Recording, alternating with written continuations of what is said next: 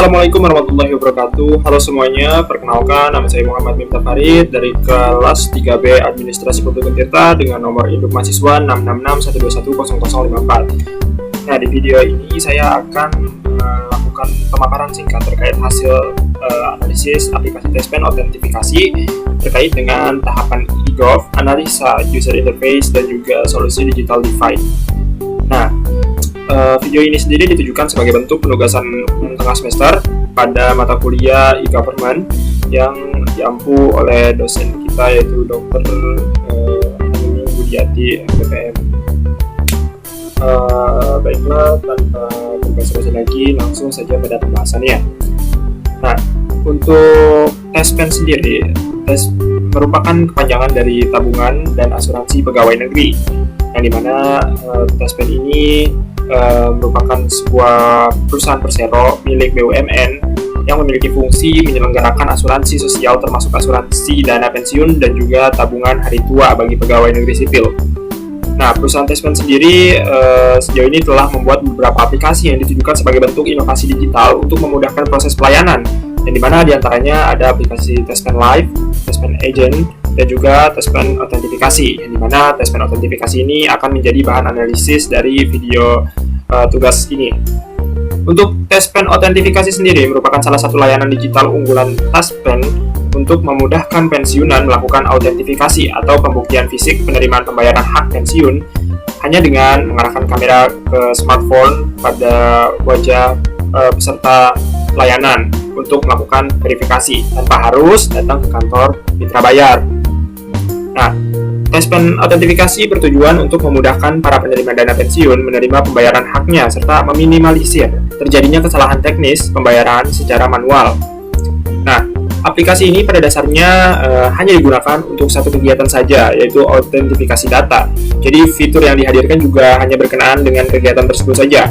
Adapun fitur tambahan lainnya adalah terkait dengan call center yang bisa kita gunakan untuk menghubungi pihak customer service dari Tespen. Nah, dengan melakukan autentifikasi melalui aplikasi, pensiunan dapat mengambil uang atau gaji pensiun melalui ATM. Meski begitu, sebelum bisa menggunakan aplikasi Tespen autentifikasi ini, penerima yang akan melakukan autentifikasi harus sudah melakukan enrollment atau perekaman data biometrik di kantor cabang Tespen atau mitra bayar terdekat. Barulah jika sudah terdaftar bisa melakukan autentifikasi data bulanan menggunakan aplikasi Tespen ini. Untuk tahapan dalam melakukan autentifikasi data menggunakan aplikasi ini sendiri adalah sebagai berikut. Yang pertama, kita unduh atau mendownload aplikasi Tespen autentifikasi melalui Play Store atau Google. Kemudian buka aplikasinya. Yang ketiga, melakukan persetujuan terkait dengan aturan yang ada di smartphone masing-masing, karena biasanya dari beberapa smartphone itu perlu adanya persetujuan untuk aplikasi baru.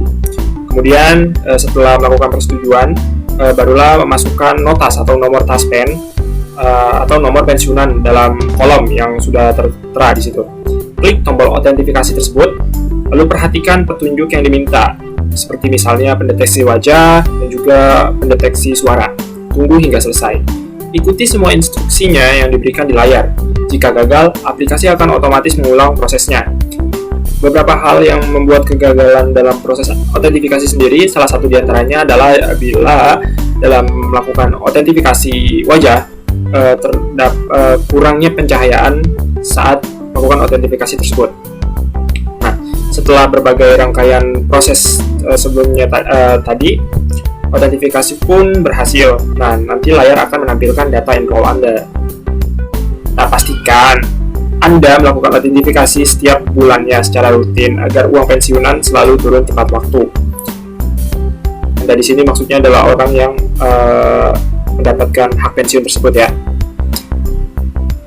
Kemudian kita akan beralih kepada analisis tahapan e-government pada aplikasi Tespen autentifikasi tersebut. Untuk tahapan e-gov sendiri terdapat 4 tahap ya yang kita ketahui. Yang pertama ada tahap informasi, kedua ada tahap komunikasi, ketiga ada tahap transaksi, dan keempat ada tahap metadata.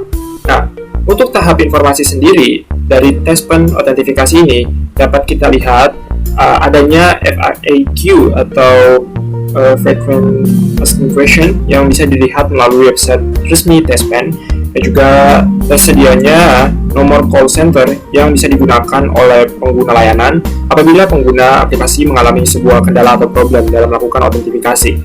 Kemudian yang kedua ada tahap komunikasi. Nah, pada tahap komunikasi ini sendiri, Testpen sudah bisa dibilang cukup baik karena telah menautkan nomor call center yang ada, yaitu 1500919 yang nantinya akan langsung terhubung dengan customer service pihak Testpen untuk membantu kendala atau masalah yang berkaitan tentang melakukan autentifikasi data Testpen ini. Kemudian juga tahap komunikasi bisa kita lihat juga dari adanya media sosial seperti Instagram yang memang dimiliki oleh Testpen, yang dimana tempat media sosial tersebut juga bisa dijadikan sebagai sebuah tempat tanya jawab antara pengguna layanan dan juga pihak Testpen.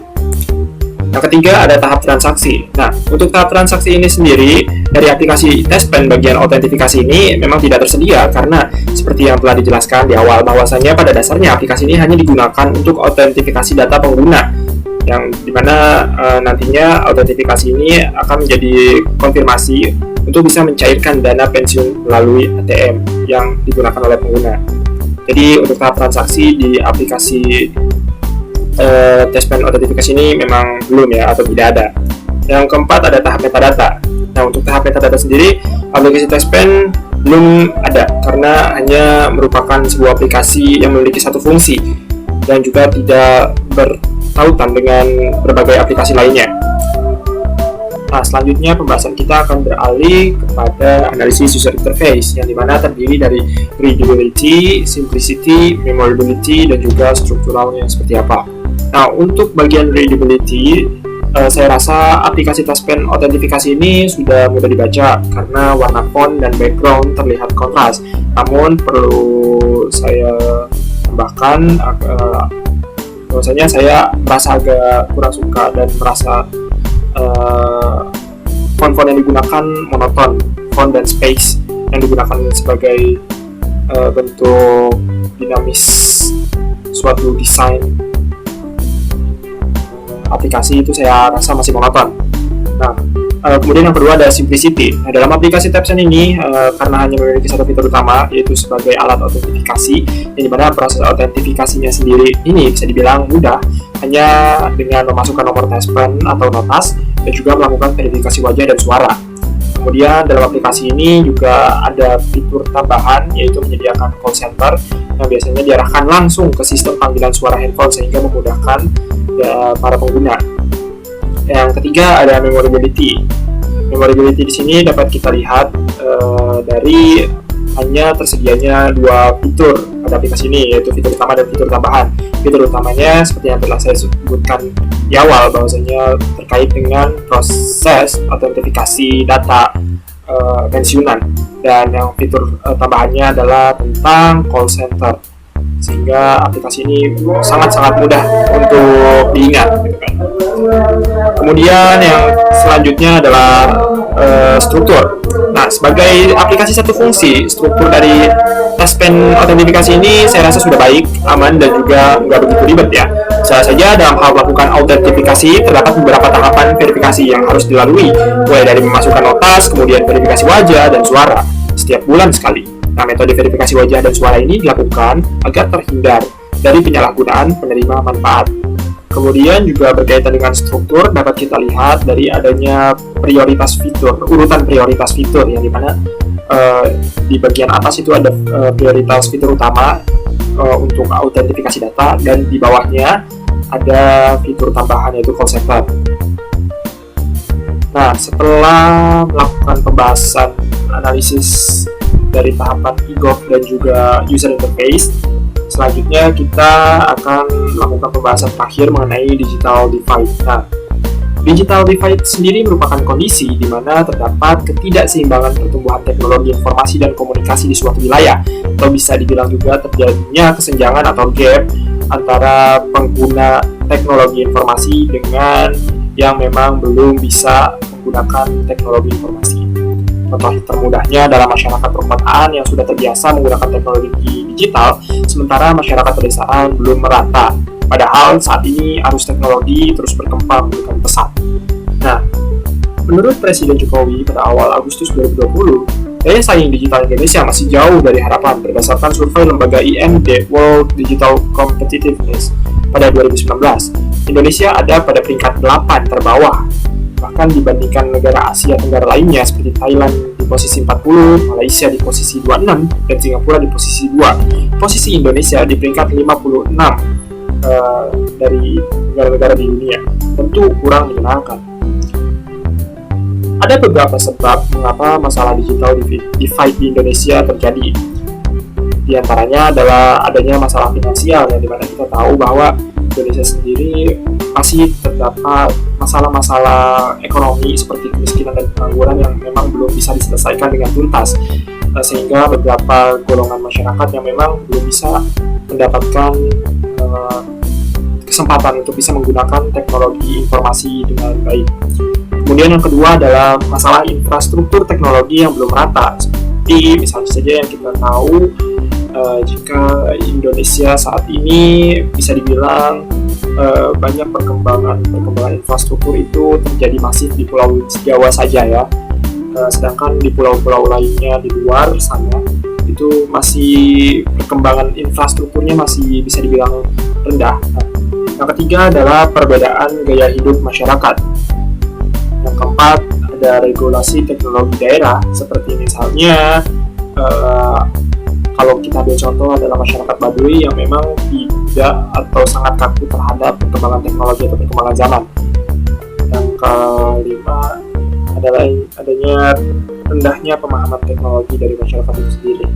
Nah, dari penyebab masalah digital divide tadi, solusi yang bisa diberikan diantaranya adalah berikut. Yang pertama adalah melakukan pembangunan infrastruktur secara lebih merata di seluruh daerah Indonesia, sehingga setiap masyarakat mendapatkan kesetaraan informasi.